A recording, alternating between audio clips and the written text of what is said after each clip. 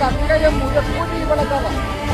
മുഴക്കുഴിയുടെ പേര് വരാൻ കാരണം നൂറ്റാണ്ടിന് മുമ്പേ വെള്ളം വന്ന് ചാടിച്ചാടി പാറയ്ക്ക് ഉടല പോലെ ഏകദേശം 600 അടി താഴ്ചകൾ വെള്ളം പോകുമ്പോൾ കോഴിക്കോട് ബീച്ചിൽ 2500 അടി